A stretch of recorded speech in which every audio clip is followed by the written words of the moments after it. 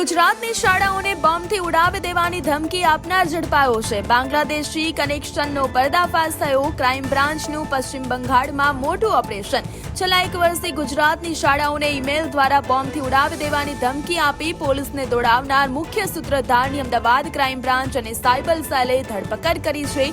પશ્ચિમ બંગાળથી ઝડપાયેલા આ શખ્સનું અસલી નામ માઇકલ બિસ્વાસ છે, જે સૌરભ બિસ્વાસના નામે ઓળખાતો હતો. આ કેસમાં ચોંકાવનારું બાંગ્લાદેશી કનેક્શન અને ખાલિસ્તાની તેમજ તમિલનાડુ મોડ્યુલની સંડોવણી સામે આવી છે. ટ્રાન્ઝિટ રિમાન્ડ મેળવ્યા બાદ સાયબર ક્રાઇમે 10 દિવસ સુધી આરોપીની સઘન પૂછપરછ કરી છે.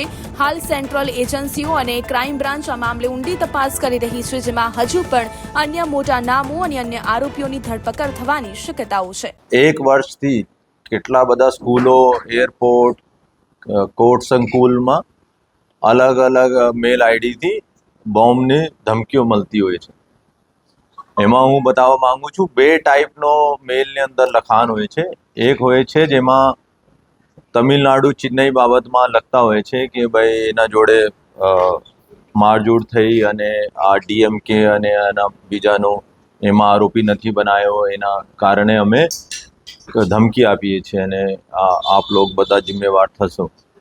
અને બીજા છે કે ખાલિસ્તાન વર્ડ યુઝ કરે છે કે ખાલિસ્તાન જિંદાબાદ અને આજે એટલા વાગે એટલા સ્કૂલ ઉપર ધમાકા થશે. અને તો ત્યારે જો અમે આરોપી પકડ્યા છે, આ ખાલિસ્તાનવાળા જો મોડ્યુલ હતા, જો મેલ ખાલિસ્તાન નામથી આવે છે કે ખાલિસ્તાન જેમાં અંદર લખ્યા હોય છે, આ મોડ્યુલનો છે. ચેન્નઈવાળા મોડ્યુલ પર બી કામ કરી રહ્યા છે અને એમાં પણ મને પૂરા વિશ્વાસ છે કે એમાં પણ સફળતા મળશે.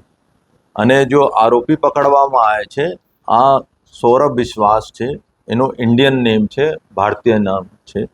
અને એનો અસલ નામ માઇકલ બિસ્વાસ રહેવાસી ઢાકા બાંગ્લાદેશનો છે. એની સગી સિસ્ટર પણ સરિસ્કા બિસ્વાસ છે, આ પણ ત્યાં બાંગ્લાદેશનો રહેવાસી છે.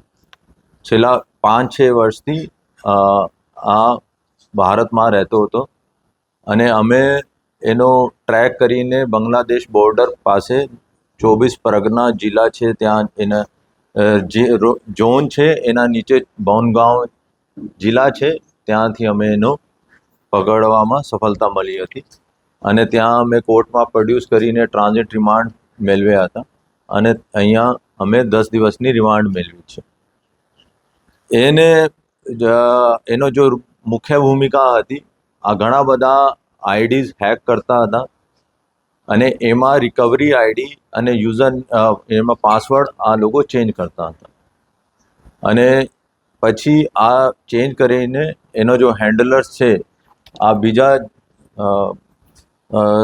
બાંગ્લાદેશ અને બીજા દેશોનો નાગરિક છે, એનો આ લોકો વેચતા હતા. અને ત્યાંથી આ વેચ્યા પછી આ લોકો બધા યુએસડીટીમાં બધા ટ્રાન્ઝેક્ટ કરતા હતા ક્રિપ્ટોમાં. અને એના પછી આ લોકો આ જો આઈડી મળ્યા પછી એમાં અંદર મૂકતા હતા, જો બી એને મૂકવાનો છે કે એટલા વાગે ધડાકો થશે, સાવધાન અને આ છે. અને પછી મેલ આવતી હતી. અને આ ડિટેલ અમે બતાવે છે તો ટોટલ અમદાવાદનો 7 કેસીસ એમાં આરોપી છે. 16/2 સ્કૂલમાં આવ્યો હતો, 23/1 પણ સ્કૂલમાં આવ્યો હતો, 17/12 સ્કૂલમાં આવ્યો હતો, 27 કે અમદાવાદ એરપોર્ટ 27 જનવરી 2026માં આવ્યો હતો અને 5 જનવરી 2026 અમદાવાદ ડિસ્ટ્રિક્ટ કોર્ટમાં આવ્યો હતો. એના સાથે સાથે બડોદામાં આવ્યો, સુરતમાં આવ્યો, રાજકોટમાં આવ્યો અને બીજા રાજ્યમાં જોઈએ તો બંગાળમાં આવ્યો, પંજાબમાં આવ્યો, દિલ્હીમાં આ લોકોએ મેલ કરી અને મહારાષ્ટ્રમાં કરી. એવી ઘણા બધા રાજ્યો અત્યારે અમારે યુપીમાં કરી. તો અત્યારે બધા રાજ્યોની એજન્સીઝ અને પોલીસ અમારે સંપર્કમાં છે અને એની ટીમો પણ અહીંયા આવી રહી છે. આ લોકો પણ એનો પૂછપરછ કરશે. એના ઉપર જે એના માટે કામ કરતો હતો એની પણ અમે વિગત મળી ગઈ છે. એના ઉપર પણ અમે કામ કરી રહ્યા છે, પણ આપ જાણો છો સેન્સિટિવ કેસ છે, એના કારણે હું બધું શેર કરવા માંગતા નથી. અને